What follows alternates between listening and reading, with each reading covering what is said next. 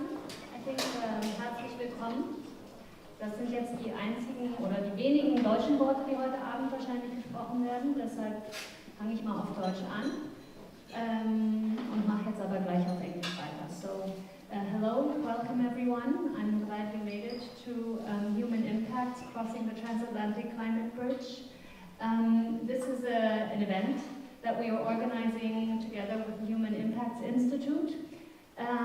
It is part of our Transatlantic Climate Bridge. The Transatlantic Climate Bridge was founded in 2008 by the Ministry of the Environment. My name is Vera Rodenhoff. I am in charge of cooperation with inter alia of the United States and Germany in matters of the environment and other matters that our ministry is in charge of. And so in 2008 we co-founded this initiative together with the Foreign Ministry to build a bridge across the Atlantic, in particular to the United States, but also to Canada, to work together on issues of, in particular, climate change.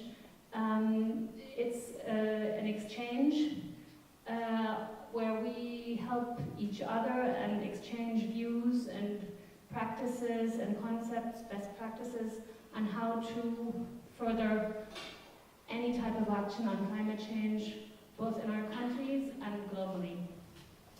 And within this program, this bridge, we've had several events in the United States, in particular on all types of issues that are relevant for climate change, which is quite a range: transport, energy, energy mobility, housing, architecture, everything. There were a few salons also organized with the Human Impacts Institute, and Carel will tell us about that later. And I think this is a very good time for this event right now, because we are just 3 weeks ahead of the Paris Climate Conference, and there our countries together with the other countries will negotiate a treaty that will hopefully be ambitious and legally binding for all. It's not looking too bad with the pledges that the countries have made to reduce their greenhouse gas emissions, but what's clear also is that local action is needed and that the state level alone cannot do it. And in our events that we've organized, we've often looked at what local actors can contribute to climate change. So it's about climate action on the ground of the citizens, the cities, the businesses, everyone. And this is also what this evening will be about. And therefore, before I pass my microphone on to our partners, the United States, and I'm very grateful for our cooperation on this, I'd just like to say a few words of thanks for my team in organizing this, Matthias and Martina over there, and also to Tara and her team for organizing this great event. So I wish us all an inspiring and fun evening, and I hand the phone over to you, George.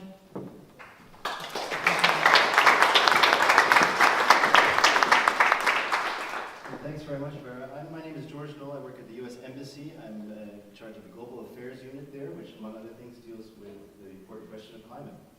And we're all here because we know climate's a big deal, and we know that it needs to be addressed. We know also we need to cooperate with each other. And I think that's why this is such a great event, and we thank you to Vera for sponsoring this. President Obama and Chancellor Merkel are both well known internationally as climate experts and climate advocates. And I think together we can be very proud. And this is a transatlantic room, and I think we can be very proud of our achievements. And those go back to the US-China Agreement in 2014.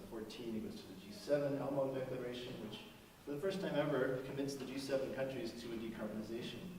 And then also the agreement that Germany had with Brazil. It's very significant. So these are just a small amount of things. We're both committed to Paris, as Vera mentioned, but not only Paris, beyond Paris. And just, again, Vera, you're hitting all my points, but you said that you can't just do it at the high-level state level. You need the local impacts. And human impact has been to seven U.S. cities, 8 great cities in the U.S., learning from all these different experts here. You see some of the posters that will be in Paris that are talking about what's happening in Germany and the U.S.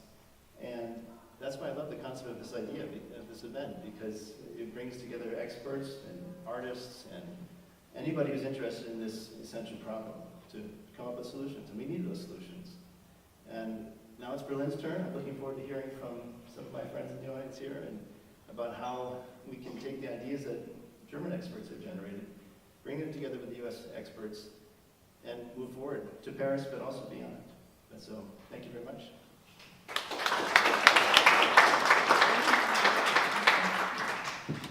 So, I want to start off. My name is Carel, and I am the founder and executive director of the Human Impacts Institute. And we are based in New York City, but we're so excited to be here in Berlin. And I wanted to tell you a little bit about, first I want to give you an opportunity, because we are going to have, this is interactive, so you don't get to just sit there and watch. We will take questions at the end. We have our wonderful Amy Braunschweiger, one of our board members, who is going to be pulling your questions from Twitter using the hashtag HumanImpactsBerlin. So if you have any questions, please send them there, or comments. We'd love to see them at HumanImpactsBerlin, and we're going to select them at the end to ask the panel. So please interact as you'd like throughout. I also wanted to tell you before I invite our panels and our performers up here, what on earth you're getting into tonight. Because something that's a little bit exciting is even the panelists don't know what they're getting into tonight. So you guys have all been very brave tonight, and I thank you for that. What is the salon? One of our mission at the Human Impacts Institute is inspire each of you to make the environment personal to your lives and to take action.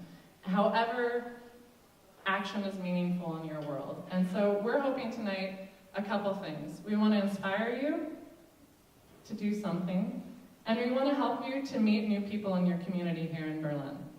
And this is what we've done throughout the US. We've done a series of 8 salons. We've actually done a few more in New York as well, with the partnership of the Transatlantic Climate Bridge program and every German consulate in the US except for LA. So you'll see on this map over here, in each city we went to, we took the issue of climate change and we tried to think of how do we make it personal to Washington, D.C.? How do we make it personal to people in Miami? In Washington, D.C., we said, well, there are an awful lot of people thinking of politics in D.C. So we talked about the role of politics in climate change. And we have some people from D.C., I think, over there that know that. In Houston, where a lot of the oil companies are based, we looked at the role of money in climate change and how that could be a driving force in both ways. So we're really excited to be here in Berlin to pull those stories together and to see what you have to say. And without further ado, after that, we are going to get started with our first inspirational performance. And this involves you guys. I'm going to give a little introduction. I'm going to invite Liz Rosenfeld up here. But on each of your seats, this is something a little unusual. You probably haven't done it in a while. You will have a piece of fabric. So if you could find your fabric on your seat, please. This is a blindfold. So we're going to ask all of you, how many climate change events have you been to where you get blindfolded? None? Good, good. So I'm going to ask all of you, no peeking, to please blindfold yourself now.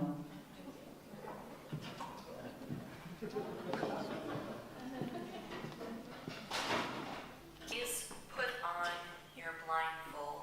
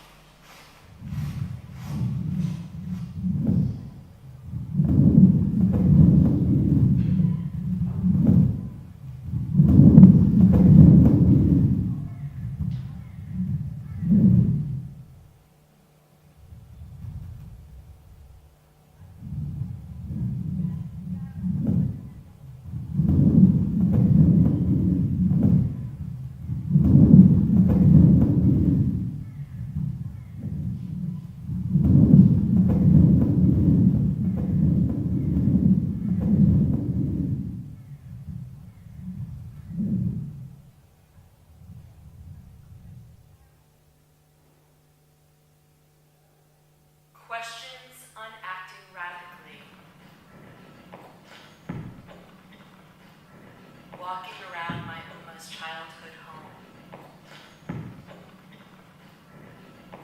considering the climate. Berlin, 2015.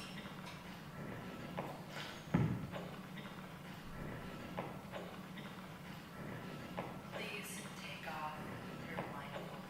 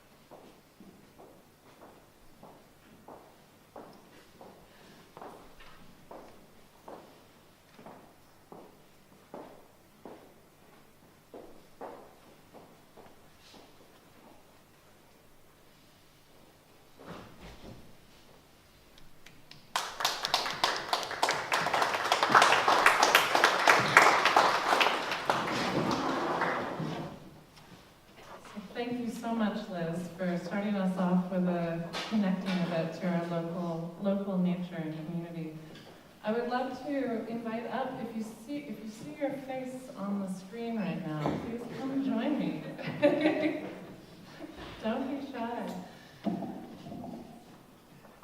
And we can try to sit in that order if you'd like as well, to get fancy.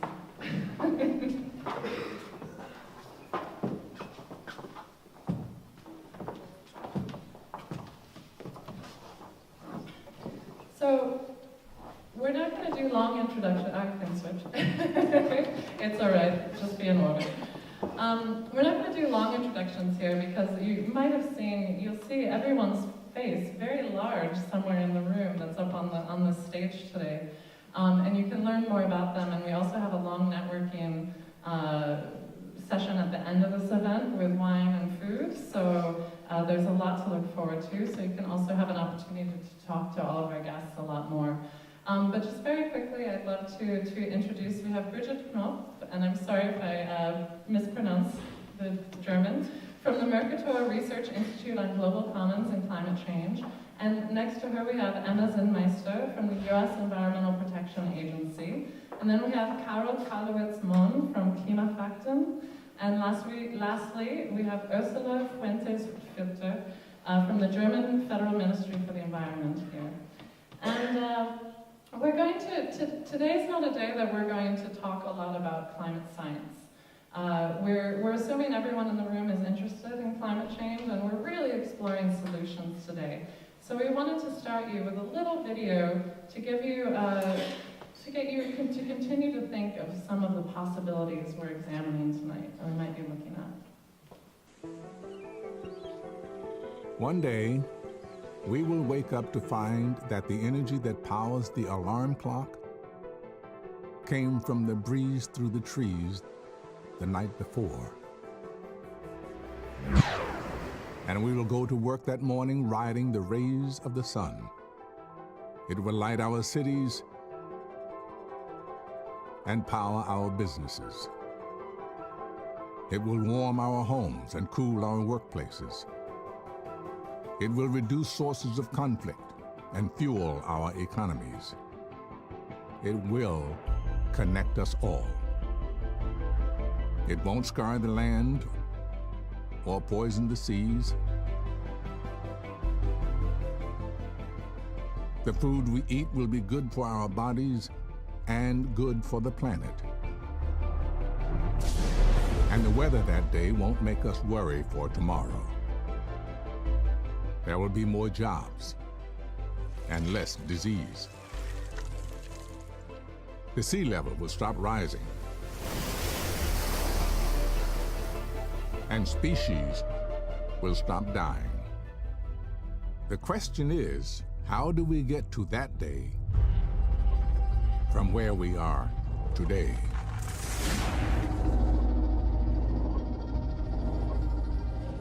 all 7.3 billion of us.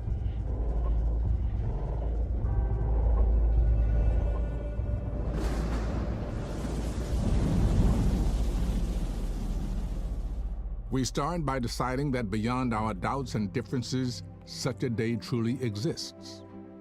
And that is something each of us can do today. We can make today the day we stop thinking that the changes required to get there are impossible and beyond us, and start realizing that they are not only possible, but what the future requires of us. We must stop turning from the warnings of science and fear and denial, and instead turn toward the solutions and partnerships we need. We can make today the day we stop pointing at each other in blame, and instead chart a new course together. We have never faced a crisis this big, but we have never had a better opportunity to solve it. We have everything we need to wake up to a different kind of world.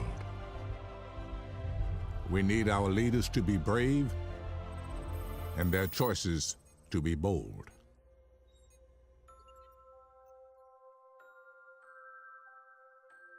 They will either remember us as the generation that destroyed its home, or the one that finally came to respect it. We have every reason in the world to act. We can't wait until tomorrow.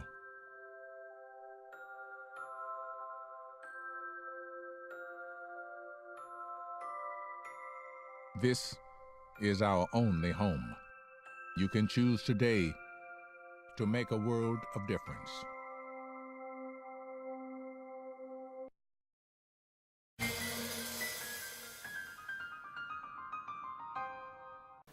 So, hopefully there was a bit of hope and maybe a little bit of despair in there. And my first question for our audience and for our panel here is climate change, is climate action urgent? And we can add why is climate action urgent as well. And I'd like to start with Carel here. You work an awful lot on communications. And these are actually coming from two headlines from the past couple of weeks on climate change, about extreme heat waves as well as a lot of melting in Greenland. And I'm wondering for you, we're seeing an awful lot of science and scientists speaking about this. So how urgent is it? Is it urgent? And you have a mic right next to you, if you could grab that. Well, I'm actually a bit surprised that you're posing this question as a starter question, because you could have posed the same question 25 or 30 years ago. So, I mean, if you keep asking these questions year after year, I mean, the urgency may remain from a scientific viewpoint, but from a communications viewpoint, you get kind of a strange feeling because people are wondering, why are you talking about the same stuff all the time, and I don't feel it, and nothing is happening, and how does it affect me? So this is both my personal response to your question, but also a bit of my professional response, that it's, in my view, getting right into the problem of talking about climate change. And to follow up just a little bit with that, then it is a problem of talking about it, but can you also tell us how urgent is the issue right now, in your opinion? Well, I mean, I'm afraid the response is probably, to most of the audience, banal when I'm saying, yes, I think it is urgent.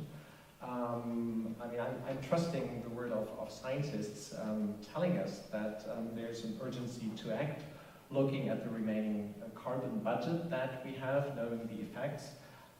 For myself, I'm not a natural scientist, so I cannot really judge whether this is factually correct. But yes, of course, the urgency is massive, and but I'm afraid all of us in this room would say that. Yes, I hope so. I hope so. But to get a little bit deeper into it, Brigitte, when we're looking at Mercator, you do a lot of research research and combining policy and how to both inform on policy but also communicate policy. And this was something that we pulled from one of your reports that I think you're probably quite familiar with. There's an issue when we're looking at climate change. Some people are saying, well, we still have a lot of fossil fuels to use, but there's a problem as well in terms of the atmosphere. Can you tell us just a little bit about what is this urgency in terms of use of fossil fuels? Yeah, I think this is the iconic figure of the climate change problem, because, I mean, 20 years ago or so we had the Club of Rome, and they said, well, we are running out of fossil fuels and we have a scarcity of fossil fuels, and this is the problem, and therefore we have to transform to renewables. But what was figured out over the last years and decades, that this is not true in a sense, because there are abundant fossil fuels still in the ground available, and we have so many coal resources. We could continue with our emissions for the next 1,000 years. So this is not the problem, that we are scarce of fossil fuel resources. Quite the contrary. I mean, in China, India, and so on, they build new coal power plants.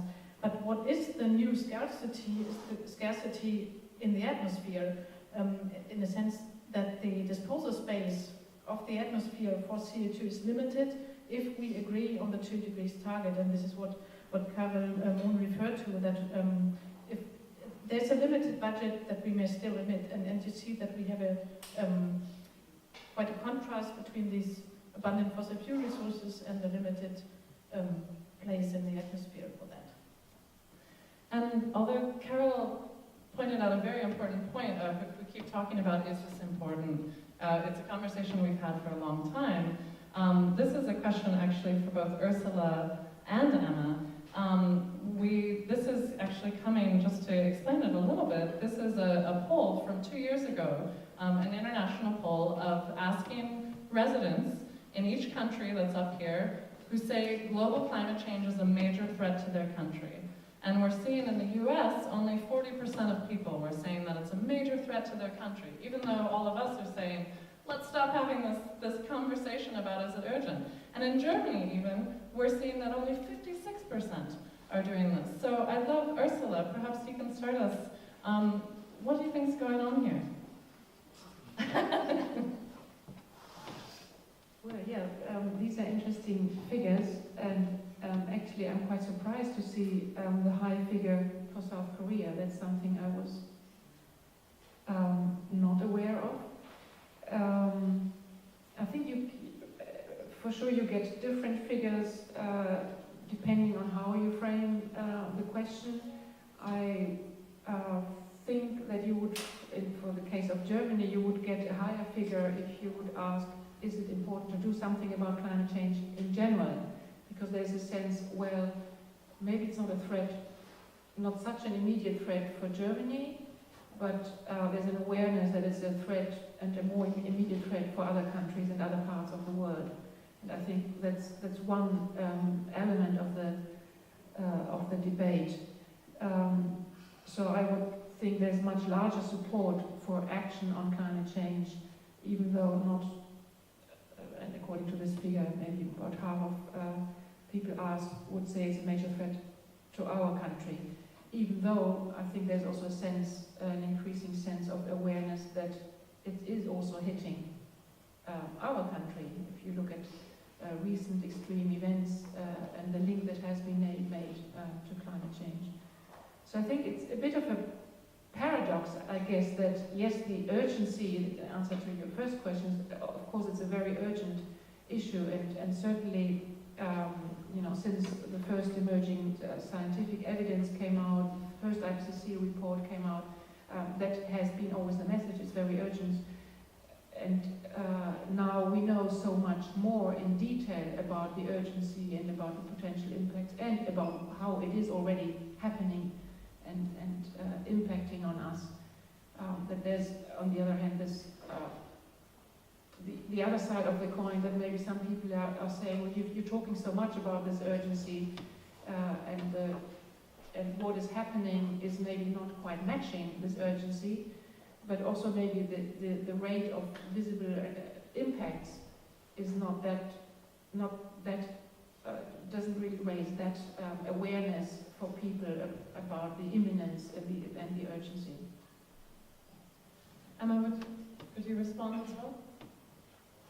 Yeah, I think in the United States in particular, climate change has suffered from a severe communications problem where it's often been very politicized, it's often been treated as this very far off, distant type of issue, and when you talk to someone about climate change, it's very overwhelming. It's broad, there's a lot of science, there's a lot of impacts, there's a lot of sectors involved, and so I think that phrasing the question that way tends to get this kind of response. But I think that you know, when I came in and I was asked to put what do you think of when you think of climate change, I put people, and I maybe should have put personal, because I think when you talk to people about what climate change actually means and what that means at a local level and in their community and how they may be seeing changes and what's important to them, you get a much different response. People respond really well in certain instances to talking about resiliency and preparedness and thinking about sort of another way of looking at the long-term impacts of climate change and action that they can take, or if there are other economic or public health issues. So I think a lot of the work that I've seen going on in communities that's been successful is when communities are able to match the actions they want to take that have an emissions implication with the priorities of the people in their community. And that may range, and it may not necessarily be an explicit climate change conversation, but it can get people motivated, and it can get a lot of important work done. And Carel, I'd like to come back to you as well in terms of a little bit, of course this is one survey, and and we will look at many other ways to frame the question, but if we are assuming that there is this disconnect between a sense of urgency for a lot of people and the sense of urgency, for instance, for scientists and policymakers, can you talk a little bit about that communication gap in your experience? Yeah, I mean, one of the problems is that we do speak different languages. We have journalists in the climate change debate, we have scientists in the climate change debate, we have ordinary people, we have policymakers, we have people with commercial interests, and all of these people do speak different languages. And we saw, or we're permanently seeing that when climate science is being reported by the media, that for the media it's a difficult subject because it's happening over long courses of time, whereas most media are hooked to a frequency of hourly, daily or weekly reporting. So the time scale of both the problem and the solutions and the frequencies of the media cycle, they're not matching. Especially so with big projects which can inspire hope, like the energy transition we are seeing in Germany and many other countries. It's difficult to report on something with a time horizon of 2050 in a daily paper. So that's just one problem. And then of course you have different jargons. For scientists, a totally different dimension. It's very difficult to talk about spiritual values, emotional issues, moral questions, but this is what interests many people, what motivates them for action. So if you have a debate which is framed as a science debate, then where's the space for these feelings that I have when I see the tree in front of my home dying because of drought? I wanted to just throw this in here because this was a headline I actually saw either a day or two ago from Bloomberg News. Have any of you in the room heard of Bloomberg News? It's a relatively conservative paper. It's not usually, and it talks a lot about economics, and this was the headline: "Climate change kills the mood. Economists warn of less sex on a warmer planet." I thought, in terms of communication and getting people's attention, this is a pretty good headline there.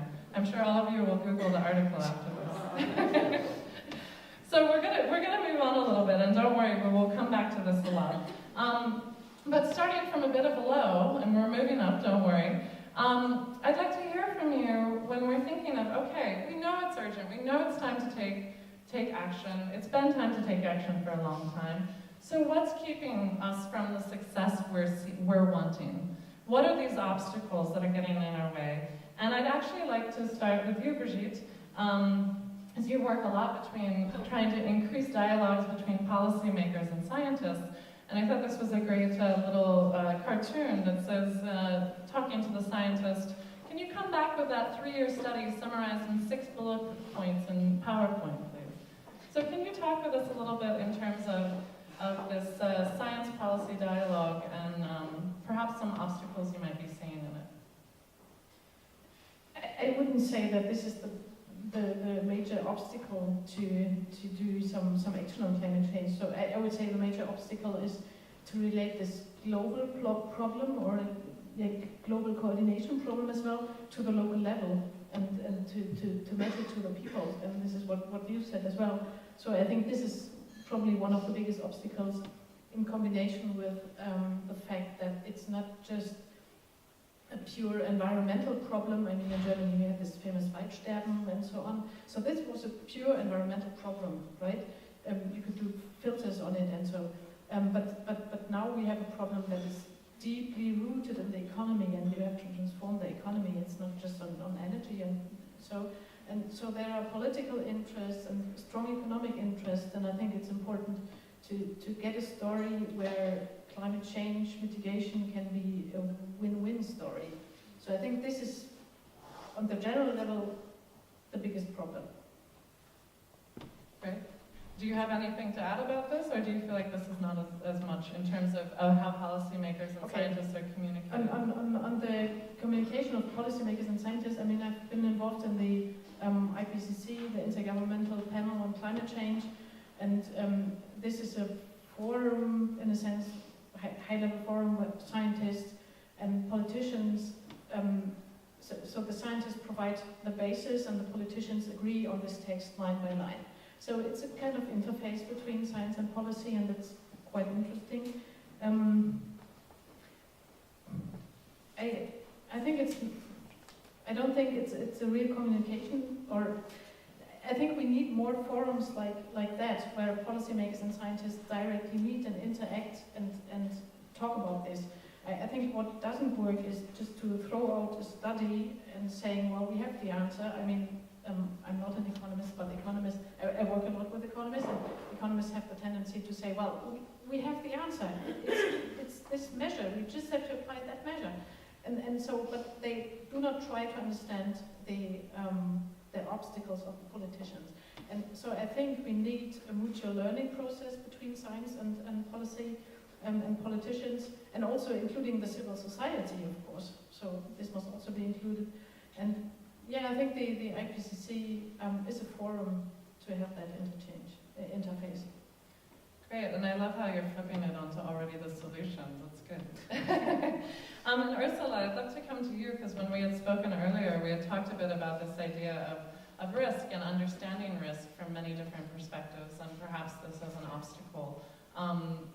You can certainly answer the broader question of what are some of the main obstacles you're seeing to action, but perhaps you can also speak some to this idea of risk. Well, of course, that is one issue which relates to the complexity of the problem, the understanding of risk and how to deal with uncertainty, the uncertainty of not knowing exactly what will happen in a long time frame. But I don't think that is the main obstacle to climate policy. I think the main obstacle is fear of change. It's as Brigitte said, climate action does involve the need for transformation. So it's not just some little repairs here and there, it's really transformation.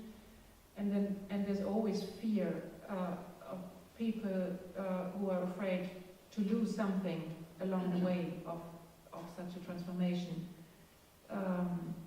So it's, and that combined, of course, with the fact that there are many organized interests, and everybody tries to avoid a change that might affect one's group, maybe business, to maybe lose along the way of this transformation. So I think, and then that relates to the obstacle of not being able to communicate the opportunities of this transformation. And then that again, I guess, is a bridge towards the solution. Ready to change on one level and not on the other. And that's even an example of people paying for that change as well, for the new phone or the new materials. So that's interesting. And we'll come back to you, Carel. Maybe some of you know that we're gearing up for political elections in the US, and so I thought this might be apropos. Most of you might recognize this face here. So Emma, sorry to come to you here, but thinking of political will is something that comes up an awful lot in conversation. Can you, as someone who's worked on the very local level, but also within politics, can you speak some to that issue? Yeah, I think we've seen a lot of change in political will in the United States in recent years, but there has been a long-standing trend of political will at the state and local level, where I think there's been a lot of action to create policies to help spur innovation in clean energy and to help make real strides in emissions reductions over time.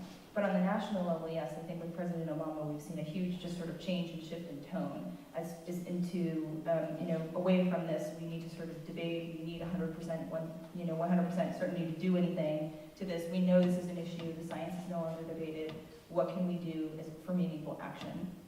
And so political will, I think, is really important for us to be able to get policies at a national level that can address large sources of emissions and really help us get sort of quick emissions reductions.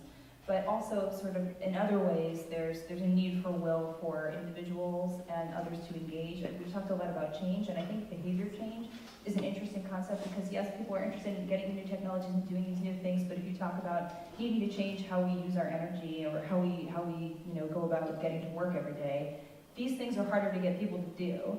And so I think beyond just sort of the political will to get those national policies in place, to actually get sort of the changes on the ground about how we live our lives and how we use our energy, that takes a whole different other kind of will, which is, you need a real strategy for that, and that is really community-based, on the ground, knowing people, knowing what motivates them. And there have been some great examples of that across the US, I think. So I'm optimistic, and regardless of what happens in the election, I think we can sustain momentum based on what we're doing now. And sorry to make you talk over this photo.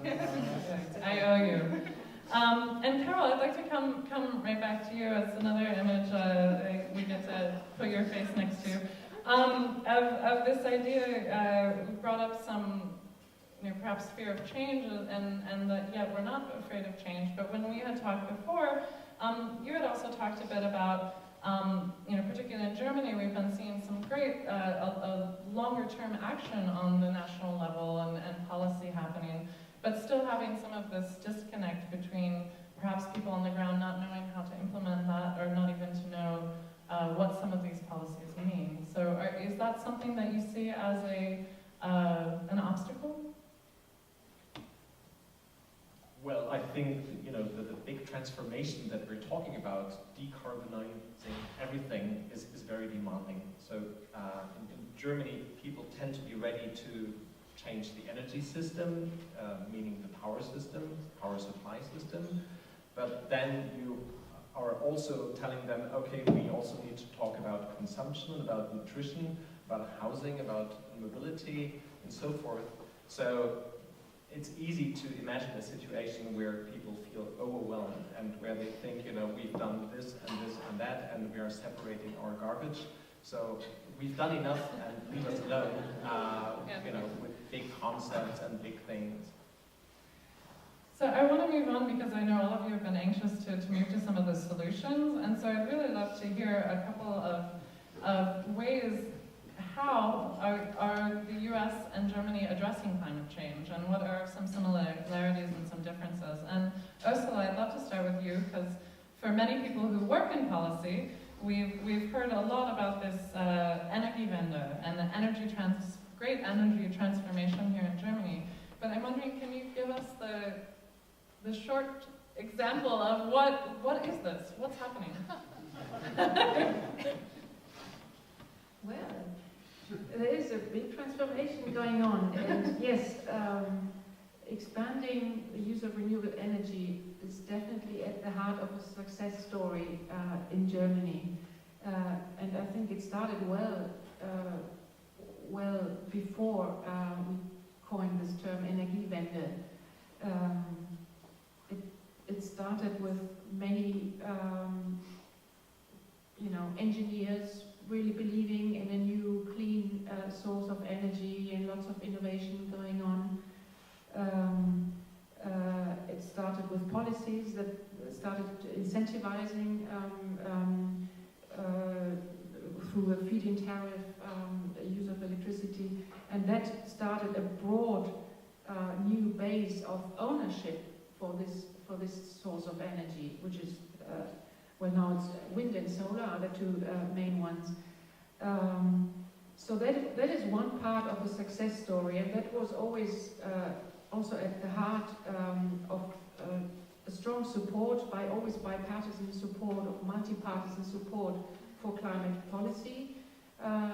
So the idea, yes, we have to do something about this problem, and the increasing knowledge about possibilities and opportunities, technology opportunities, also opportunities for industry in Germany. Manufacturing industry is very important, and wind energy then soon became one of the main demanding source for steel in Germany. So that is very much linked, the success story, to the economic opportunities of this technology, but also through the policies that were applied, the broad base of ownership, so that it's not just a few utilities, but a very broad base of community-based and landowners, farmers becoming basically energy farmers. That is at the heart of the success story.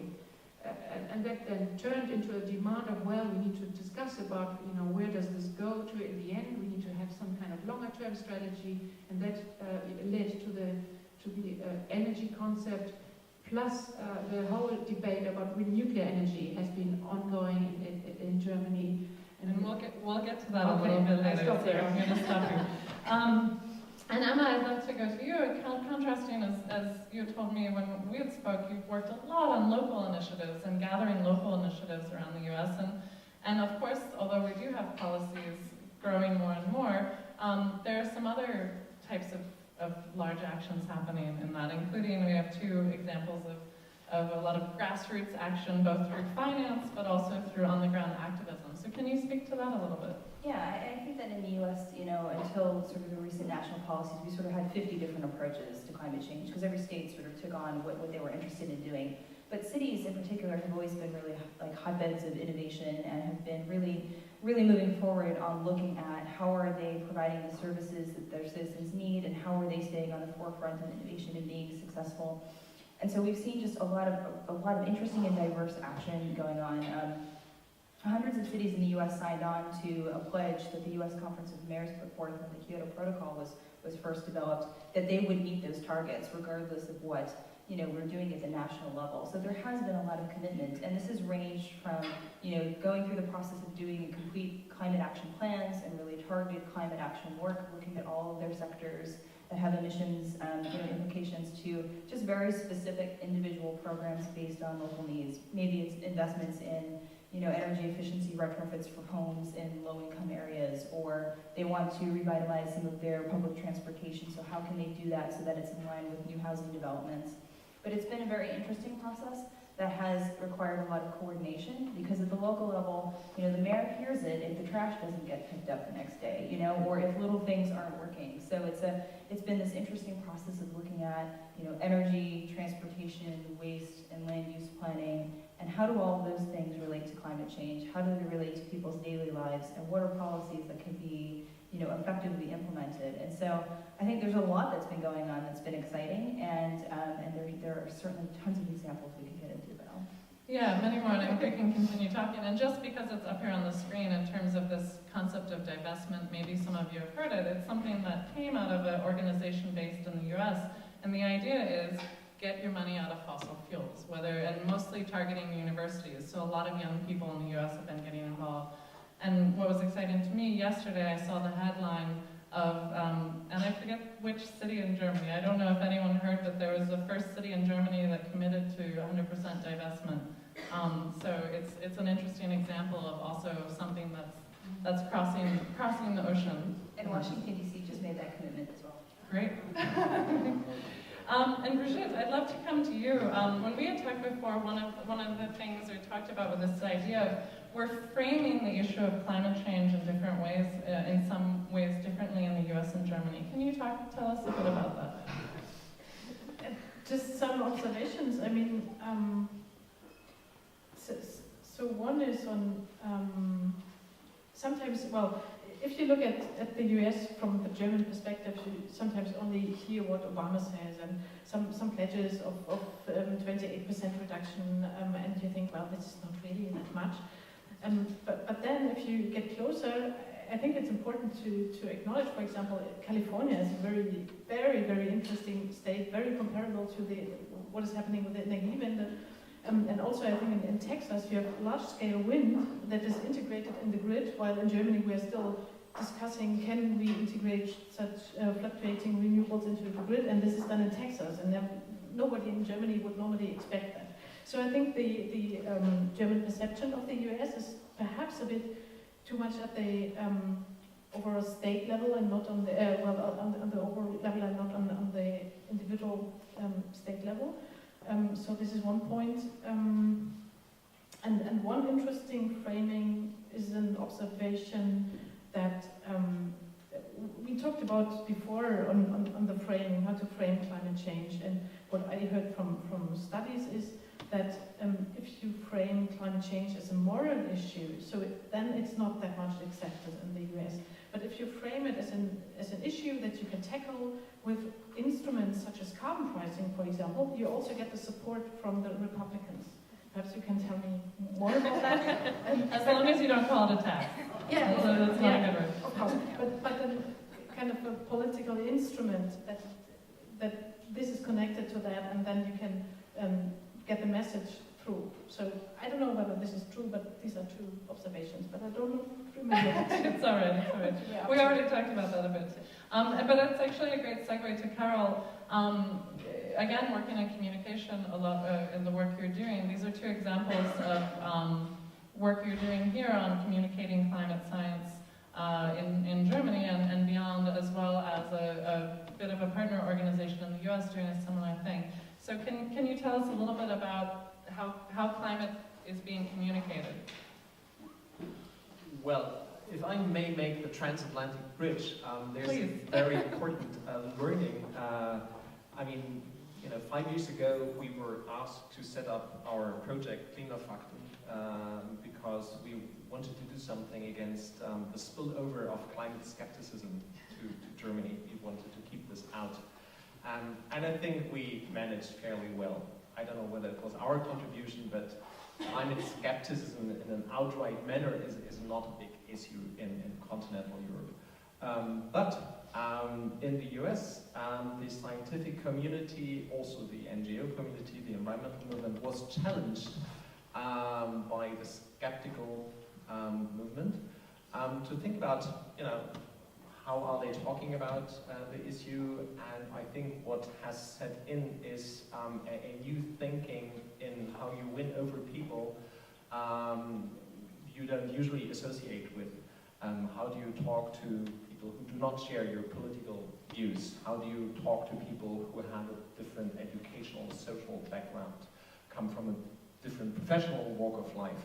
And in the US, there's quite a sophisticated network of organizations, institutions, also research on these issues. And I think in Germany and in Europe, we have this facility around climate policy and climate action. And there's a lot we can learn from that. And we, as Klima Fakten, we see our job in creating a platform for new initiatives, reporting about them, what is being done in the field of activating people on communicating climate science and climate policy in a way that is not alienating. And we're going to close this particular panel and then bring everyone back up with a last question about policy. But before we do that, because some of you have probably heard talk about COP21, and we've even thrown around some different acronyms like the UNFCCC and other things that within our world seem like normal language, but perhaps not to everyone in here. So I wanted to show a quick video to give you a little bit of a feel of what might be happening at COP and why we care. You may have heard officials from almost every nation on Earth are heading to Paris to tackle the problem of climate change. Their goal is a plan to finally help humanity reduce its carbon footprint. If this sounds familiar, it's because they've tried before. There was Lima, Warsaw, Doha, Durban, Cancun, Copenhagen, a lot of meetings. The United Nations effort to address the human component of global warming might look pretty complex to some, so it might help to think about the process simply as a bus. This is the bus that can deliver the world from climate change. This climate-saving bus has come many miles since that first meeting years ago. But somewhere along the way, it kind of got stuck. The road to solving climate change is a tough one. In the past, the strategy was to find a tow truck. This would be the agreement or global policy that would fix the climate problem. It shows up, does its job, and we're on the road again. But there was a catch. Who exactly was going to be in charge of this tow truck for when it shows up and exactly what it does? Since negotiators could never agree on the final details of this solution in advance, this tow truck never stuck around. But this time in Paris, there's a new plan. Countries of the world are lining up behind the bus and pushing as hard as they can. Each country is offering its own plan to help reduce global greenhouse gas emissions. And there are other factors. Clean energy prices are plummeting. Extreme weather events are costing countries big money. And popular opinion is shifting, with more people demanding action. Now with everyone pushing in the same direction, the climate bus can get moving, as the road to Paris brings the world closer to its destination.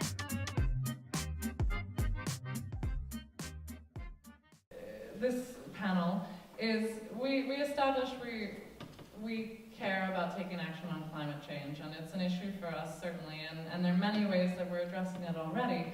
But in terms of policy, not everyone is that into policy. When you talk to someone. So I'd love to particularly ask, we have three people that have worked a lot with policy. What is it about policy, particularly at a higher level, that is important? Why does it matter? And I have one example, because you brought up decarbonization. If you could, perhaps, Brigitte, we could start with you in terms of, because I think you had brought up this idea of decarbonizing the economy that was recently agreed upon. Can you start with this idea of what is decarbonizing the economy, and how significant is policy? Well, I mean, decarbonizing the economy is clearly to go to zero emissions in the course of the century by 2050 or 2100. I think policies are really crucial. So, as I said before, we had this iconic figure with the resources in the ground and the atmospheric budget that can still be emitted. And I think it's important to address this with policies at the national level also. So this is notwithstanding that the action on the local level is important, but I think this has to be matched to some policies.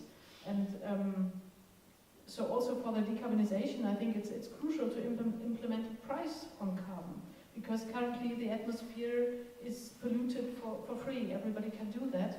And so I think it's important to put a price on carbon to tackle this problem of the mismatch between the abundant fossil fuels and the limited space in the atmosphere. And Emma, from your perspective? I think policy is great, and policy is really important for coordinating action, but you have to have the institutions and the programs in place to make sure that you can actually carry out the objectives of any given policy. So I think in the US, at least, the new approach that we've taken to climate change is that we're setting our national targets, but we're backing this up with regulations on power plants, new fuel economy standards for cars, and things that we know we can achieve. And so I think it's a mix of having these ambitious goals and making sure that you are coordinating, internationally and also at the national level on fulfilling those objectives, but making sure that you also have the programs, the institutions, and the funding to make sure you can actually get the work done. Ursula, do you have anything you want to add?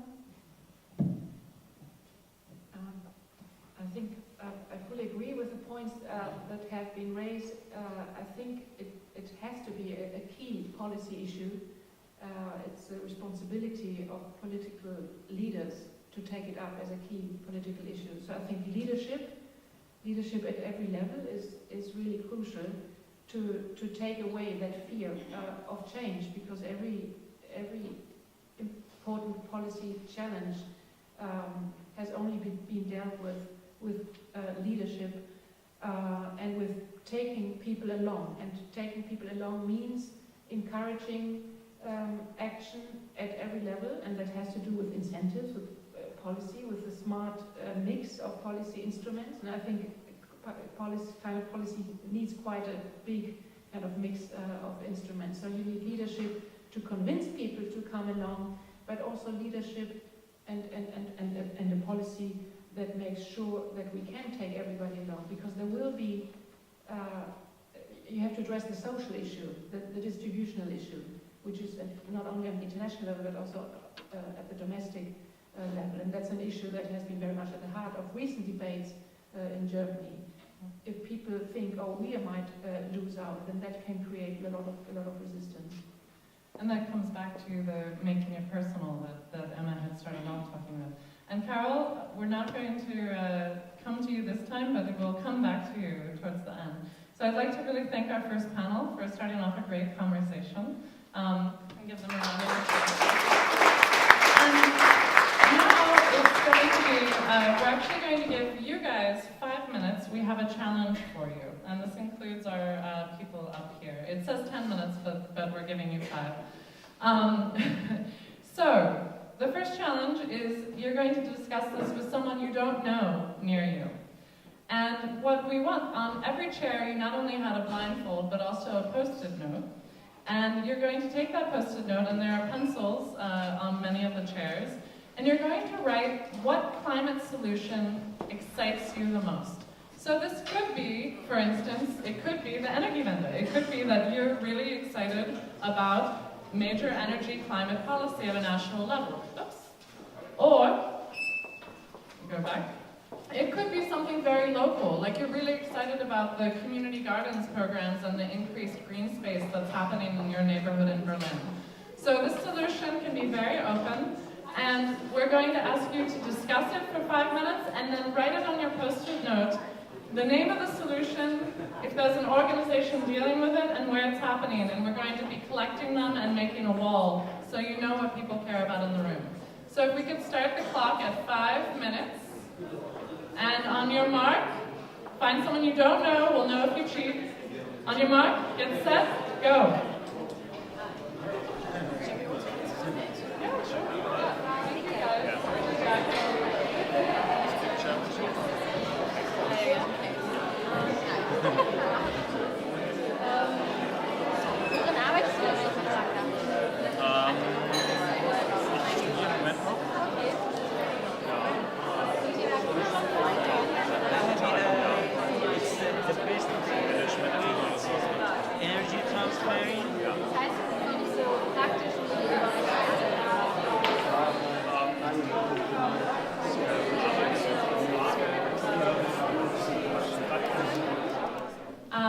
Welcome, Black Cracker.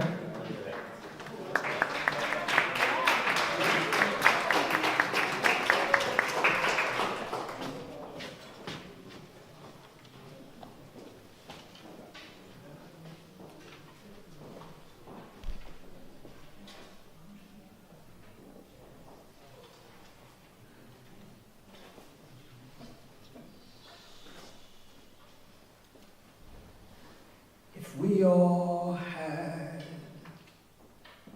just a little bit more to give, to live, adjust to just a little less, lift brick from chest, shift stone from bone, gift breath to wind, transcend this skin, spin earth axis on tongue, yet cursed dirt we still young, behave beyond peon, undone, a sea of cliff. This life state more than gift. This work to do, my heart still glue, somehow see through the fog of time torn. So first, I want to thank you for your work. We all have work to do. What exactly is your job? My job is to be an artist. But how do I define this job and its responsibilities? Basically, I would like for you to forget about me. Forget where you are and dance free around the fire that is this moment. For just one moment, forget who you are, what you think you do, and what you fear you cannot. And why all this talk of job, digress to class, to colony, to ship, to slave, to hue, geography, and eventually back to the ground, frozen. Look up ozone. We are a predatorial species, Earth's greatest prey. Pray for these bones to whatever God you may. There is blood under every coin in the pockets where we keep our hands. Cut hand from wrist, then ask watch to tell the time. Carbon footprints in sand, we breathe the same toxic breath, yet we are frozen in the climate of loneliness and insecure embrace. We are alone. I cannot do this alone.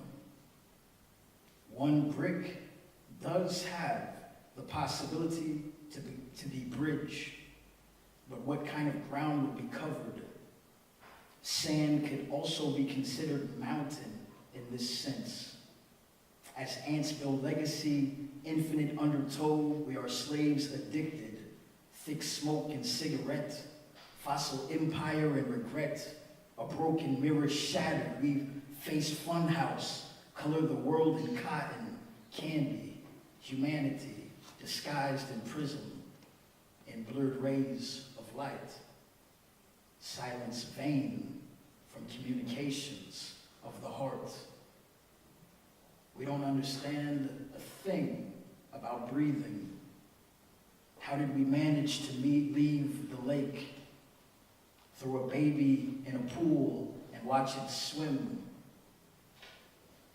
Watch us drown in the profits on the back of man. Toss the ocean over onto its back. Cut trees to their knees. Swim in blood. Swim in cash. Swim in safety. Glacier turned ice cube. Cocktail, gallons of carbonated sugar, hot tub. We drunk off of it. But one cannot break down walls while leaning against them. We are a hyper collection of flows and saints, of gear and feather in tow and rake. Give thanks to wind, give kiss to star, and let sand crumble under toe. Nail cares to cross and burn, heart ablaze, this maze of glory and grief, of wheat and waste, of faces soft as clay, one day wrinkled as sheet. Don't sleep on dreams, fly with them to the sky. Hands black as me, abstract, carefree like Jackson, Pollock, frolic and chaos, and whisper love songs to the simple things. We are such simple things, fragile and tender, diamond ring and timber, stone and sling, a September winter and the promise of spring, daffodil, break chains and laugh at will, drunk until the night, and watch the sun break and always to the right, and until there's nothing left. I love you, like fist, or blade, or grave, like apple pie and sage, hailstorm and persistent. We are canal, the crescent moon encaged in cave. Let no man restrain the rage of brilliance. You are brilliant, and I know you can feel it.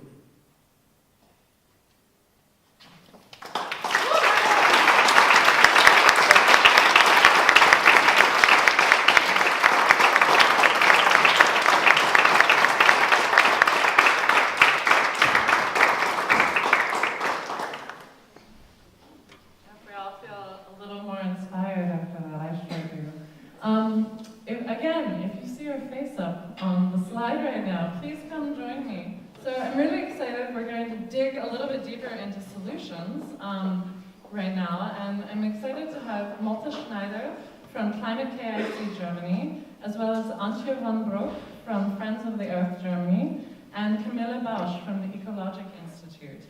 And straight away, we've started talking about connecting climate change to other issues, and that being perhaps a way to make it personal, but also as a need to address it in many different ways. So I'd love to first start off with Camilla in terms of talking about two issues that I think we face a lot these days in terms of resources and resources availability and how that connects to climate change, as well as something that's certainly in the papers and on a lot of people's minds these days, the issue of migration. So can you help us with connecting climate change to some of these issues? Well, if you look at climate change impacts in the future, if climate change goes unmitigated, obviously it will have severe impacts, for example, on extreme weather, but sea level rise, droughts, things like that. So that obviously impacts how people can live in certain areas of the world. And if it leads to situations that they cannot live where they have lived before, obviously migration will become part of the issue. Some say it is already in certain areas of the world. So, I mean, we today see what it means if you have a very unsecure situation in the place you live and how that can affect us. I mean, you have it now daily on the news and you see it on the borders, and it's actually a human tragedy and for the state a great challenge. So, and the impact of climate change might lead to internal migration, but also lead to huge migration flows also externally if we don't get a good hold on that with respect to mitigation and to adaptation to the effects of climate change. So that is on the migration issue. You could go on a long time, I won't do that right now. And on resources, obviously resources have always been a problem. Resources for implementing solutions, resources for how we use resources which are in the earth, for example, coal. Resources, however you define resources are at the core of so many things, especially the economy, so it's also part of the problem and part of the solution. And in terms of looking towards connecting it, Malte, to the economy, there are some people that say that you either choose the environment or you choose the economy, or can we afford to not address climate change? And of course, there are so many connections between the economy and climate. Can you talk to us a little bit about that? Yes. I'm just trying to find a starting point. I think, well, there's a question whether you want to, I think, address climate change through the current economic system, or whether you want to change that completely or do it radically through regulation, etc. But obviously you can try to really address it through entrepreneurship, through innovation, through people who see a challenge, see a problem, and want to solve that and become passionate about it, and then try to actually generate a business case out of that. And I think that's what I find fascinating about the challenge of climate change, that to really now solve it and solve it quickly, that one part of the solution is innovation and entrepreneurial action. I think we all agree that policy is urgent, policy is important, etc. But that's what excites me, that people now see this and also see opportunities not only to tackle the challenge, but make a living from that, and then actually create some really good business cases. And that's, I think, what's coming more and more. You see in Berlin not only the hipsters doing apps and platforms and media stuff, but more and more people really trying to look at that from an entrepreneurial perspective, and also large business, the big utilities, they're like, wow, we're not going to solve this alone, so with who can we collaborate, who can help us solve the challenge? So I think that's a very interesting and positive place to be in a pretty sad context, obviously, but I think there lies one part of the solution, really, that entrepreneurial spirit. And Antje, you work a lot on building collaboration and also helping to bring new voices together and to the climate movement. And here's a particularly well-known new voice to the climate movement recently, Pope Francis. And I'm wondering if you can help us make that connection between this idea of collaboration and diversifying the movement and climate change. Yeah, it's actually what we see right now is more and more organizations and people joining in the climate movement. Pope Francis is only one, certainly a very important voice, but we also feel an atmosphere where we are much closer to the trade unions at the moment, to churches, to development aid organizations, and we are all gathered in the Climate Alliance, the German Klima Alliance, where we try also to bring that collaboration into the public, to make people realize that if you are maybe a Christian and conservative party member, then you feel that your church organization is supporting climate protection, and you feel that you're in line with your home culture. And it's very important that we bring together all the groups in society that do support climate protection, to make this opinion poll, which we saw earlier, to correct it in a way, to make it clear that there's much more support in society for climate protection than it seems to be. But it's also a challenge. I was on a public event yesterday where everybody was claiming that actually we do a lot, but we don't see it in the media. So it's still not the most popular topic media do report on. When they report on, they rather like to report on the challenges than on the chances. So it's still a long way to go. So what we do is we try to mobilize people to be active in Germany and to support the Energiewende by really being part of the Energiewende.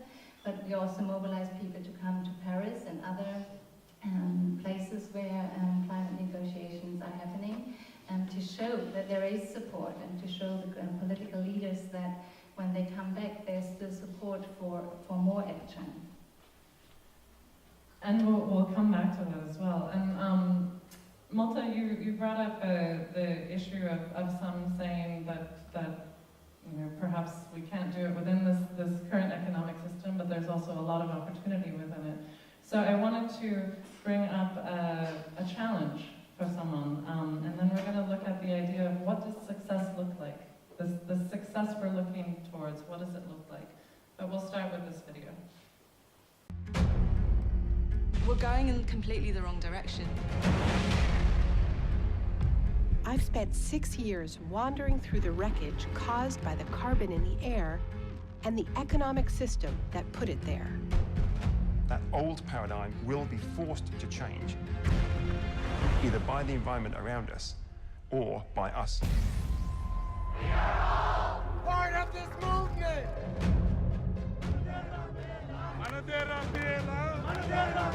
When you see communities who are thrown into the front line, and you see the incredible transformation, they become stronger, they stand up. So here's the big question. What if global warming isn't only a crisis? What if it's the best chance we're ever going to get to build a better world? Change or be changed? So, what does success look like? We're wanting climate action. We're taking lots of climate action. What does it look like with success? And Camilla, I'd love to start with you on the very individual level as one of the areas of your work is looking at consumer side of addressing environmental issues. This was an image we found in terms of consumerism and this idea of looking at that system of maybe if we increase using what we have and decrease buying new things, that might be one way to address it. But can you talk to us a little bit about what does success look like on that individual consumer level? That's a very good question. Let's not ask about the consumer level, but at the human level, what does success look like? I think it's a very private thing to look at yourself and how you live and how you want to live. Who is the person you want to be? And how can you be coherent with the world you want to see and you want to live in? And I think that's a very personal question. And there was just the Pope up on the screen here. And we had an evening yesterday when we discussed the encyclica. And what the people, and it was, by the way, not Catholics, I'm not Catholic, and there were also, people from all kinds of religion. We had Buddhism and we had Lutherans, it was really a mixed group. But they were all touched, seemingly, or most of them, by that the Pope was able to put it in a language which was very personal. It talked about you yourself and what this means. He even, I don't know if you looked at the encyclica, even sometimes speaks about he himself. In an encyclica, very unusual. He wants to go into a dialogue. So I think if you think on a personal level, what does success look like, is if you look at your life and you do live the life which is coherent to your values and ideas, if you succeed on that, and if you're not there yet, that's fine.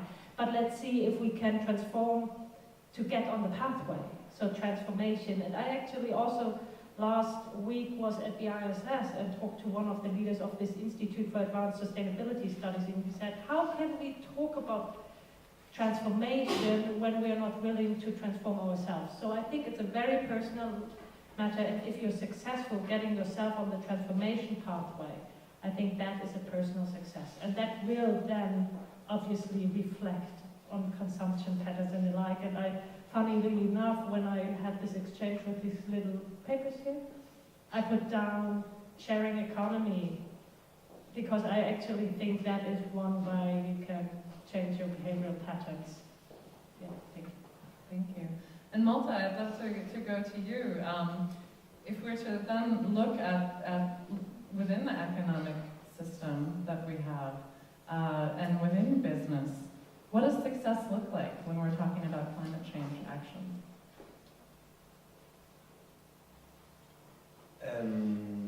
Also getting better. It's funny, I was yesterday, I don't know who of you know the Carbon Disclosure Project. It's a worldwide NGO that helps investors in asking companies to disclose their carbon performance. And they had their leadership awards yesterday. So the Deutsche Post and Nestle and whoever, so all the bad guys, they got 100A, and we're really proud because they have improved so much. They're trying to instill it in their management structures, their teams, their employees. All of them mentioned it's not their job, the CEO's job, but it's all the employees who actually supply chains worldwide, etc., make it happen, that they substantially improve. We can debate now whether that was enough or not, but apparently all of them said it relates to CEO commitment and vision, and then in the end though, it is the employees that if they are enabled to take action, they can do that. But I think what's important is that success probably in the economy is not delivered by a company anymore. You said sharing economy. I think we're in a stage where everybody needs to change their business model slightly. Nobody knows exactly which sector, who's going to produce the car. Is it Volkswagen, or is it Google, or is it the telecom? Or will it be a car, whatever? So I think that's a very important question. And for me then, I think success is if we give space to new companies to actually challenge and collaborate with existing ones, and that's very tough. But also if existing companies take very bold steps that hurt and really try to envisage different structures.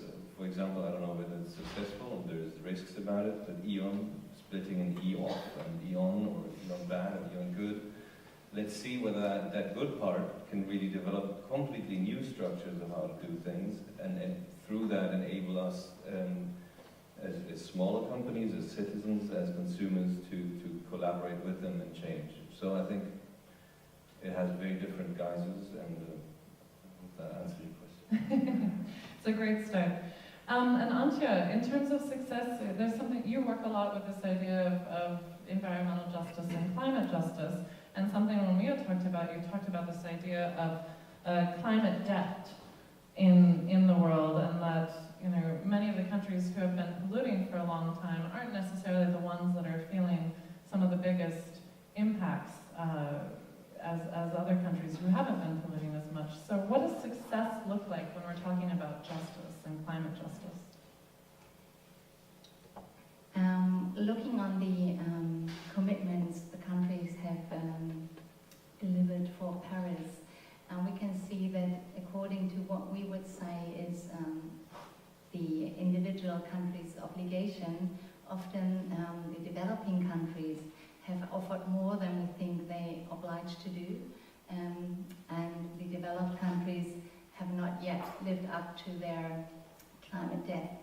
So success in terms of the climate negotiations in Paris would not only be that we get a process of looking on the figures again very soon and see that we scale up the commitments, but also look on the figures in terms of climate justice. We think that countries shall deliver according to what they have polluted to an agreed figure. That can be the beginning of the industrialization and the possibility to invest. And that is also a number or a figure that we have to commonly agree. And then in the years after Paris, we have to look if what the INDC's commitments do speak, is that in terms of climate justice really just? And we've talked a bit about communication and how important that is, but something we haven't talked about is the idea of education, which obviously communication is a big part of. So when we look at education, which can be a very broad topic, not just looking at schools, but learning and knowledge and sharing knowledge, how can we use education as a solution? And Camilla, I'd love to start with you, because one of the things we had talked about was this idea of a multiplier effect, and particularly in some of your programs at Ecologic, as well as some creative approaches to education and talking about climate change. Can you share a little bit of your ideas on that? When I was asked about my ideas on education, my first reaction was, I'm not an education expert. But then I thought, well, but we do engage as an institute on many issues which are related to education. That's part of our vision how to engage. So let's talk about some examples, and I think I picked one example, which is Transatlantic, because we're here at an event of the Transatlantic Climate Bridge. So what we do have at Ecologic, we do have programs with different universities in the US, which come, and their students come over to Berlin for a semester or for 6 weeks, it's different programs, and we do teach them about European views on different environmental issues, European and German approaches, about the Energiewende, about these kind of solutions, and engage in a discussion, because they obviously come with their mindset, their cultural background, and their experiences. And it's quite interesting. And one thing which was important to us is to take them also to the sites, to the Bundestag, so to our parliament, to take them to where things are happening, so they can build their own opinion and get their own experience in that. And in this context, a bit more experimental part of it was we had the energy transition art exhibition, and we took a group of students to this exhibition, which in itself was quite unusual, because it was kind of a competition where artists from all over the world applied to be exhibited, and we picked 19 of them and had this exhibition. And in these rooms they had their lecture, and I hope that the art kind of inspired them and touched them to actually give their thoughts a different direction. And I think that is important in education, giving freedom to help you think in different directions and see which direction does fit. And so that is one example how you can educate. And what I think is also very, very important, thinking of multipliers, because you mentioned that one program we engage in is actually teaching teachers how they might be able to communicate issues like renewable energy, Energiewende, to young and very young people, and kids basically. And we do have experiments they can do with them. How do you understand biogas? So there are some neat experiments to how you can do that, how to put up a solar cell. So educating the multipliers, the teachers, how to educate on this issue, which will form the future of these kids. I think that's very important. And yeah, so these are two concrete examples. In this next slide, it's about Germans supporting the Energiewende. So it's a little bit in the beginning, as our first panel had pointed out, that we had asked, how many people find that climate change is a major threat to their country, and the numbers were lower than I would hope. But in this one, we're seeing, when we ask German consumers how many of them agree with the energy transition, we're seeing an incredibly high number of 92%.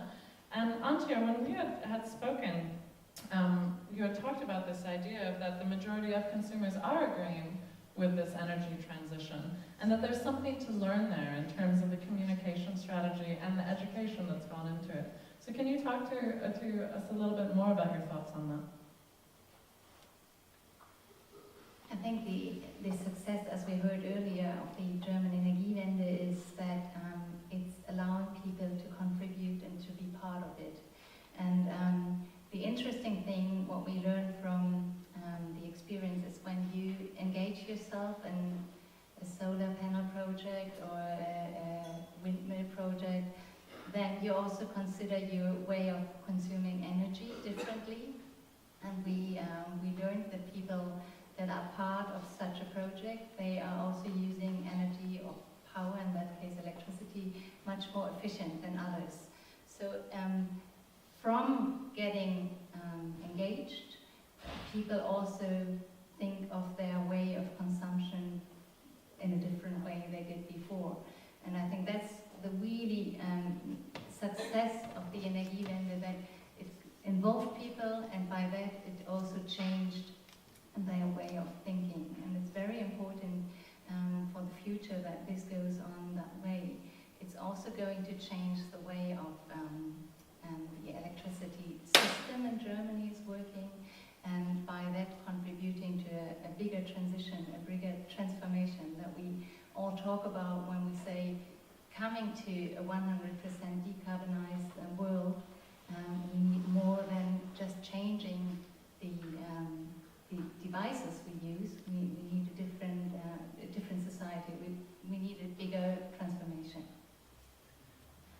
Malta, at Climate KIC, you work a lot with helping to support people that are exploring ideas for how to create opportunities and technologies for different solutions. So I'd love you to start off with the idea of how can business innovation be a solution? And we actually have the Green Garage that you had spoken with me a bit about, as well as some of something that should be familiar to you about your approach within Climate KIC. So can you start off the conversation of how business innovation can really be a part of the solution? Yeah, maybe before I do that, I want to relate back to that question, because what I find most fascinating, and I think what the Americans find most bizarre and troubling when they look at the Europeans, is that we're actually conducting a huge experiment with that energy transition as a society. So that's pretty bold, and you say it's a success. Yeah, we're not there yet, and other people up on the outside would say we're pretty damn crazy still, especially Americans. And I think that's something to be taken in, and I really love that we're taking that leap of faith, we're going to do it, and we're still supporting it. And only through that, the pressure in the system, there's problems now, okay? And we need to solve these problems. The intermittency, the storage, and sending electricity both ways, you know, being a prosumer, consumer, and producer. So these bold environmental changes, political environmental changes, now trigger changes in the system that create lots of opportunities, and we are one of the actors, for example, that tries to harness talent. That goes back to education. We go very early to students to try to bring them in entrepreneurial education. We implant that seed, that thought that you can address that challenge from an entrepreneurial perspective. And then, yes, we have an accelerator program that goes through 3 stages. You need to have a prototype, you need to test your business model, get your customer validation, and then follow on finance. And what we see now is that we've created, we have supported almost 500 euro startups, and here in Germany 75. Many of them now rather successful. What you see there is a community of startups that really shares that culture of trying to address it through entrepreneurial solutions, and a lot of peer-to-peer learning between them and coaching. And I think if we can get there to try to foster that startup and entrepreneurial scene and share success stories and have that scene interact with each other, then I think we're a long way to try to demonstrate to others to follow suit to tackle the change like that. And Camilla, I'd love to come back over to you, because we're not only talking about innovation, but there's also opportunity for employment. And you had talked about the idea of increasing research and deployment of renewable energies until they're both less expensive, but also that fossil fuels become obsolete. And that there is opportunity in this, in this side of it. Can you speak a little bit more to that and the idea of job opportunity as well? I think there is a job opportunity, job challenges, both. So if you think of transformation, there will be winners. So there's quite a bit of job opportunity in the renewable energy sector, for example, but I think it's going to be growing in the energy efficiency sector. And we might even in the IT sector have quite a bit of increase if we think of smart grid solutions, smart solutions for homes. There is Industry 4.0 or so it's called, I think. I think there is quite a bit ahead of the road. So now, and we have in Germany been quite successful in creating jobs in the renewable energy sector. That doesn't mean that there are not challenges, because if you have winners often, not always, but often you also have losers. So one has to be clear that if you move away from coal, what do you do with coal miners? What do you do with the people in the coal industry? And I think you have to help people in transitioning from where they are to the economy we want to see in the future. And don't leave them you know, behind, but engage in a dialogue, like we have that in the Lausitz. And this is a structurally very weak area, and they live on coal. So what do you offer them as a future in the area where they live? And so I was very happy to hear when Antje said that actually the outreach and the dialogue with the unions is improving, because you need unions, you need many stakeholders to find the solution which is viable for society. So you do have job opportunities, and you can count them. And if you, and in Germany, if you deduct the jobs lost from the jobs gained, it's still a 6-digit plus we have here. But it's also important, you have to see both sides of the equation to actually get the support in society for the transformation we want to see.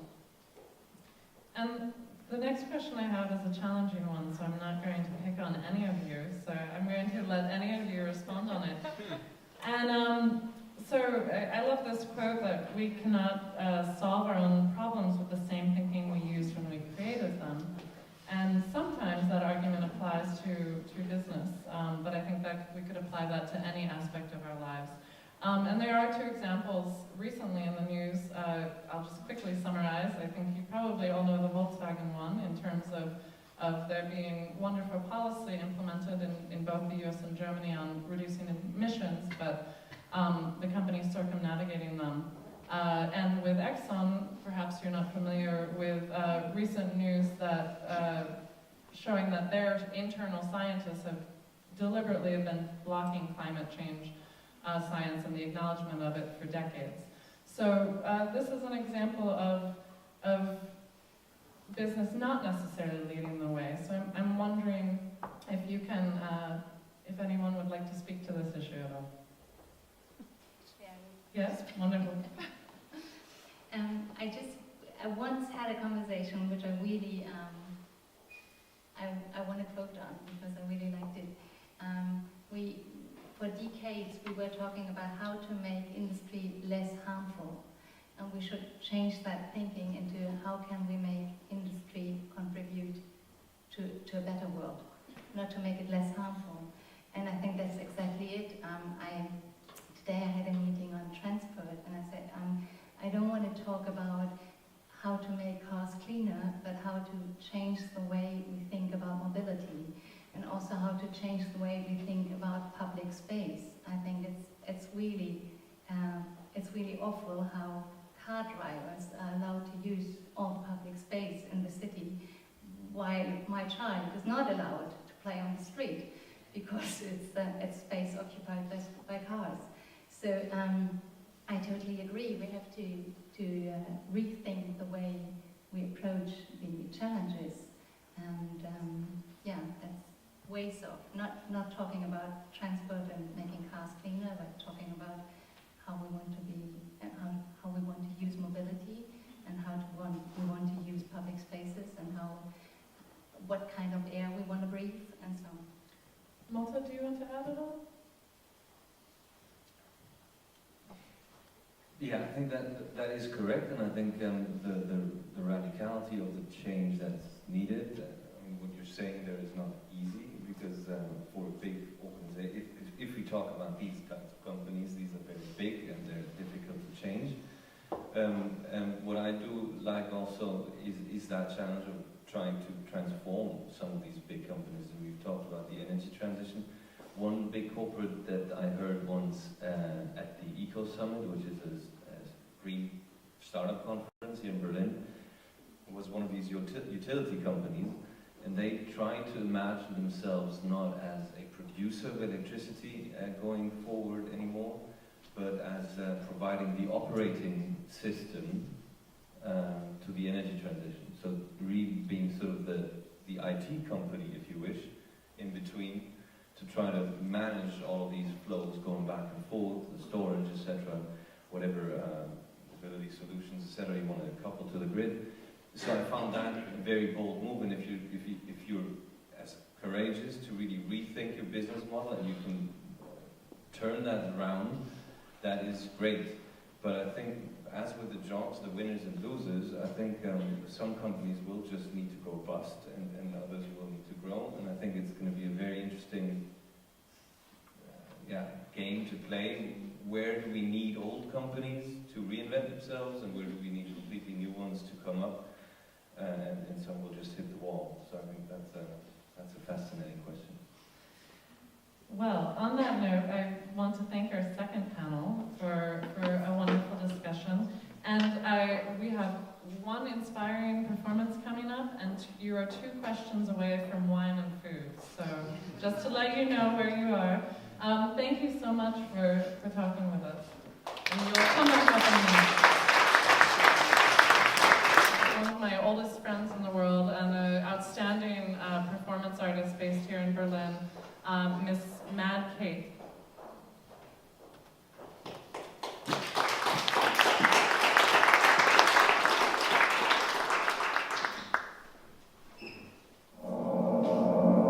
The impacts of climate change will not discriminate whether you're in Swaziland or anywhere else, whether you're a small country or a big country, whether you have contributed in a small way or in a significant way, one way or the other, the impact will be felt.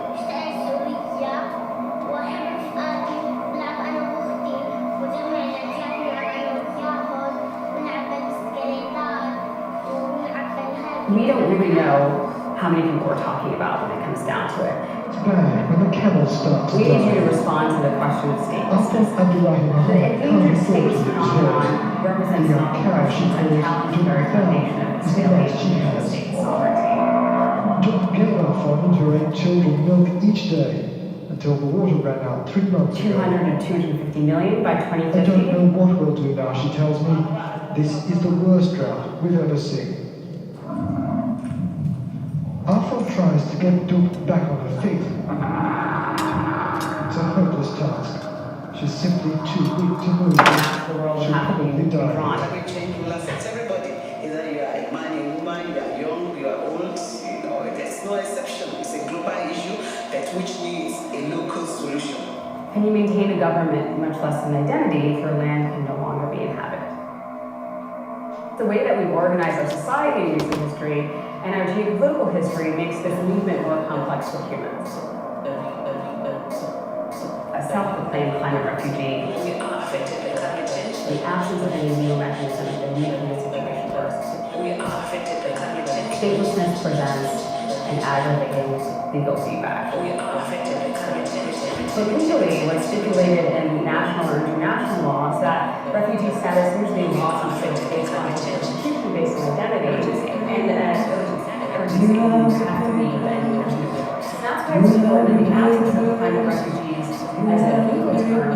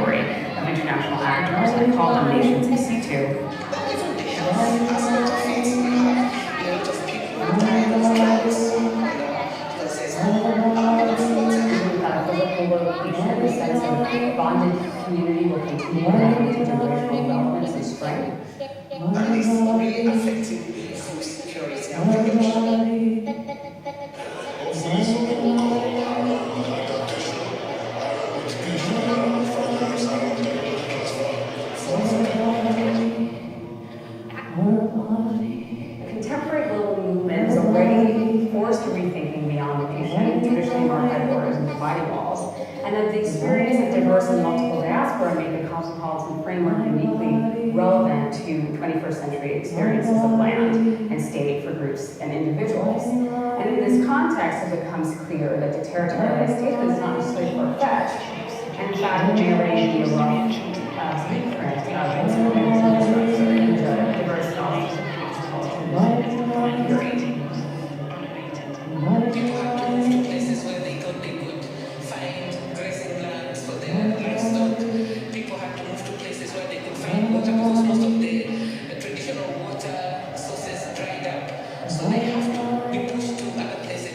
Either the species have to move high up in the mountains, and also people move, trying to do farming in places where they're not supposed to, like on the hilltops. So that creates environmental refugees. When the droughts ended, the floods set in, and now these floods also cause environmental refugees because people have to move from lower grounds to higher grounds, and then that causes conflicts because there are already people who claim that these places belong to them.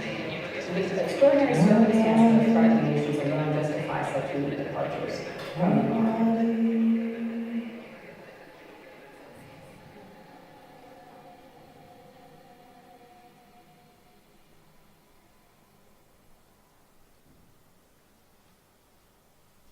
Thank you.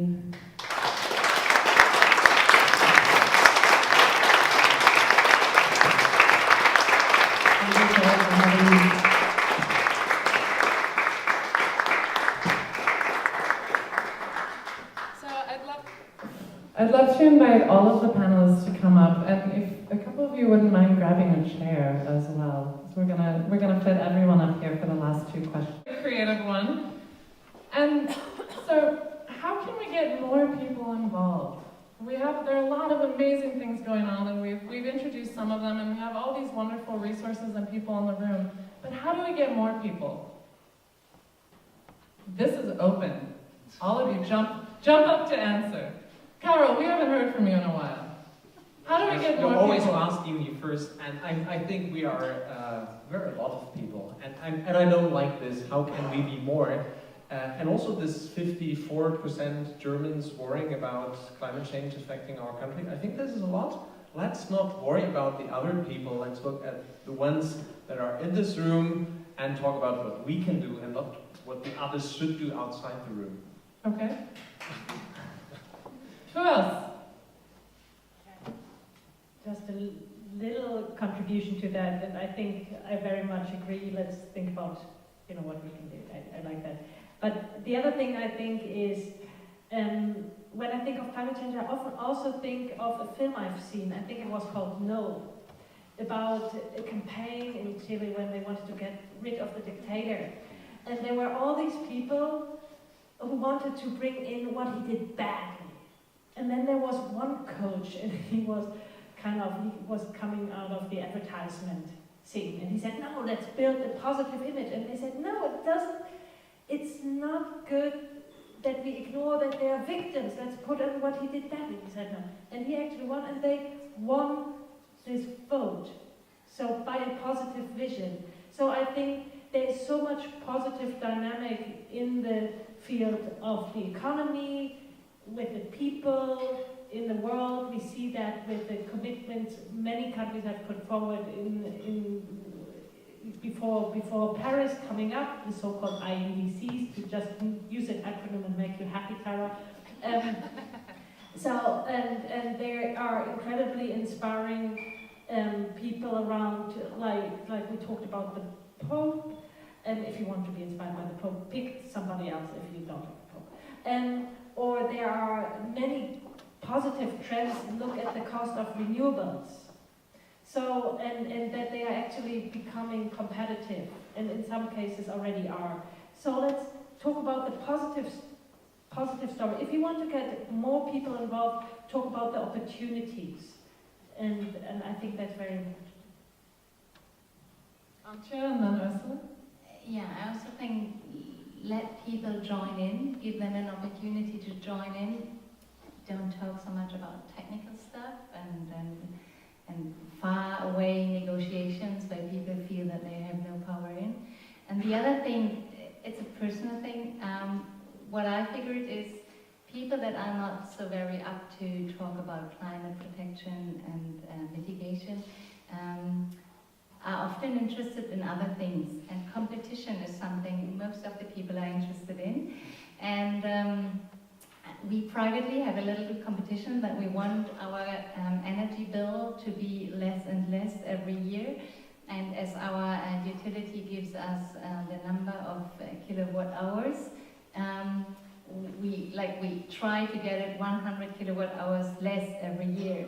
And we talk to the neighbors, and they think that's inspiring, and they also join in, and so on and so forth. So try to get the people what they have fun at, and make them change, even though they don't do it for climate change reasons, but only because they have fun at it. Ursula, did you want to add? Yeah, I think I'd like to. I think there are many ways, many ways, but just to stress two of them. It's those smart policies that give incentives for people to join in many ways, but also increase participation. And that's something we are also trying in Germany, also at the policy level, to increase participation in the debate about what it is that we need to do at different levels, and to support local involvement and local participation. Does anyone else want to add to this question?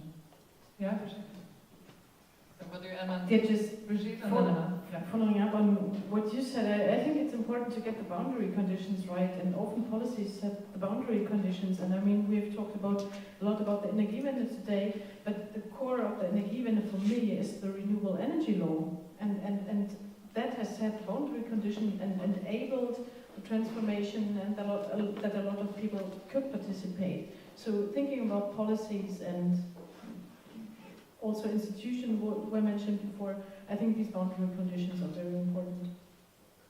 Emma, you wanted to say something? Yeah, I think I would just echo the message that you kind of have to meet people where they are, and there are some people who will never necessarily be interested in environmental issues, but there are other things that drive them, such as economic opportunities and potential for innovation, and we're seeing ways that people get involved in being part of the solution without necessarily tackling a climate change issue. So I think it's just about understanding your audience and who can you reach and who can you move, and who is just, you're never going to change. Malte, go ahead. Yeah, I think one of the things that strikes me is how can we be less dogmatic, be very ambitious because it's urgent, it's big, etc., but then be less dogmatic because we're all not perfect. And for example, I live and work for climate change since 10-15 years, but I still mess things up in my private behavior. And I do car sharing, and it's cool, but now I ride less my bike, I have a feeling. But the one thing that I did do is I became a vegetarian this year. So I'm trying hard to do my little changes, and I think that's an approach to try to sort of share that, also the struggle one has with everybody around oneself. Then in terms of business and how to get more people, yes, policy, but I think somebody said the whole Energiewende and the Bürgerwindparks, so these collective investments into wind or solar. I think these collaborative business models where you can pool resources into joint investments and reap joint benefits, not easy, but I think that's one of the ways forward, because that's about more systemic solutions for entire districts. So I think that's what would fascinate me as a means of getting more people involved, because there's money involved too. And Carel, perhaps this will appease some of your thoughts of getting more people engaged in the room with our final question. We'll see. Now we have one more video to show you.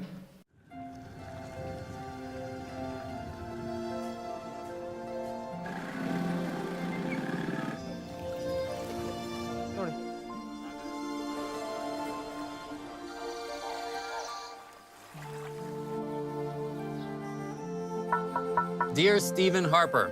Dear President Jacob Zuma. Dear Prime Minister Narendra Modi. Dear world leaders. We all know that the climate crisis is here. We can see it all around us. We are all affected by it. और अगर ये हमारे ऊपर होता तो we would do something about it. In fact, some of us already are. In our businesses. Now it's your turn. As our leaders. As the ones bestowed with power. The power to represent the people.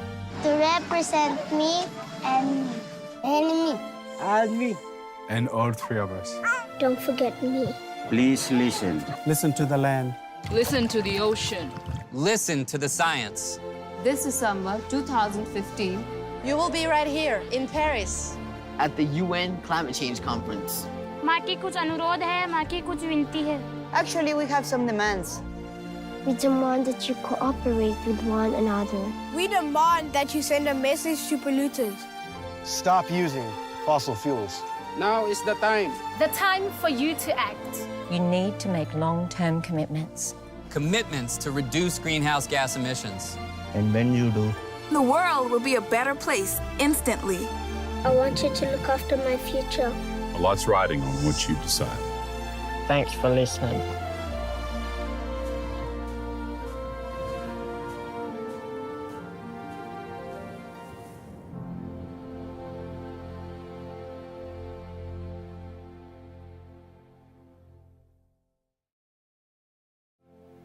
So the question I would like to end on is how can we use the amazing resources and experience that we have in this room, in this community, and what collaboration can we create today? What can we create together here tonight?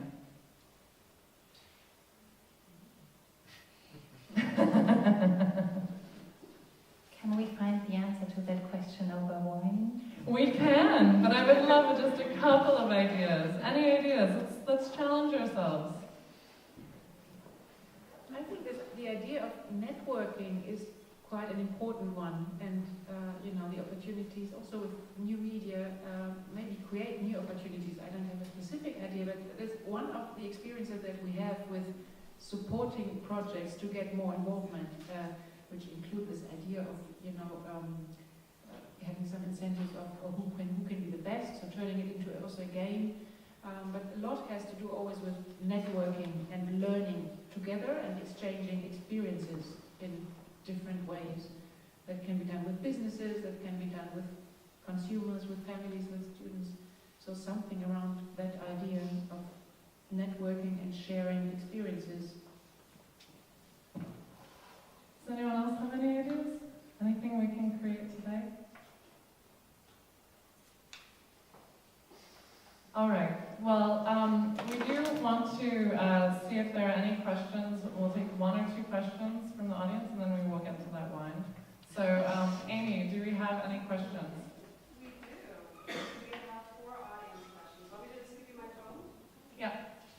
We're going to do 2 of the questions, because I know everyone is anxious for the networking part.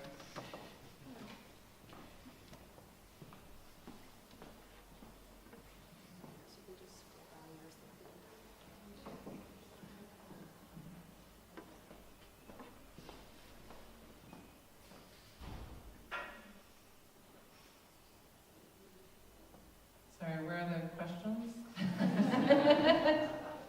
Here, want me to read 2? Yes, I do. All right. This is from Phoebe Louise. How do we make climate change an accessible topic for everyone?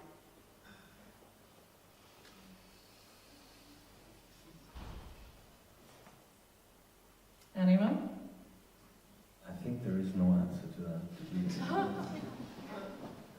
Because climate change, I don't know, I deal with climate change, but climate change is so many things, so I think everybody needs to pick the thing that he or she can relate best to. I think there is no such thing as climate change as a whole, and I think we should be bold enough to say, well, I'm interested in land use and how I can impact that, or through the food chain, or somebody else wants to invest in solar panels. So I think there is very many different ways to tackle it, and I think it's way too big a demand on us or anybody. Anyone else want to take that, or are we good? One more question. We're good? Okay. One more question, then we're done. All right. So this is from Goran Demesky. How is the Energiewende a success story in terms of CO2 emissions when, since Atomausstieg, CO2 emissions are up? And the champagne! Ursula, do you have a response to that? Actually, that's not quite true. The phasing out of nuclear has not led to more emissions. Indeed, the year where we had a large part of the first steps of the phase out, we also still had a reduction. But there is a truth in another sense. The truth is that yes, renewable energy is a big success story, but still emissions are not going down enough, and we even had an increase, or at least stagnation, say, over some of the last years. That has to do with the other side of the coin, and that is the heart of the matter of decarbonization. It's about the still large part of use of coal in electricity. In Germany, Camilla already pointed out to one of the coal sources. Lignite is a domestic source, so there are many also social issues related to that. So that is an issue that is still a problem, but we are tackling it. There's a lot of debate about this, and we are tackling it also with an action program on climate change, where we have identified that we have to start dealing with this issue as well. So we're working on it, and we can demonstrate that phasing out nuclear and climate and addressing climate change is possible at the same time. So I actually want to let you all get to networking and continuing this conversation, and I'm going to leave that question up there for us to explore together of what can we create today with the people in this room. I want to thank everyone, all of our performers and our panelists so much for being a part of this, as well as our wonderful partners at the Environment Ministry. Please, thank you for coming.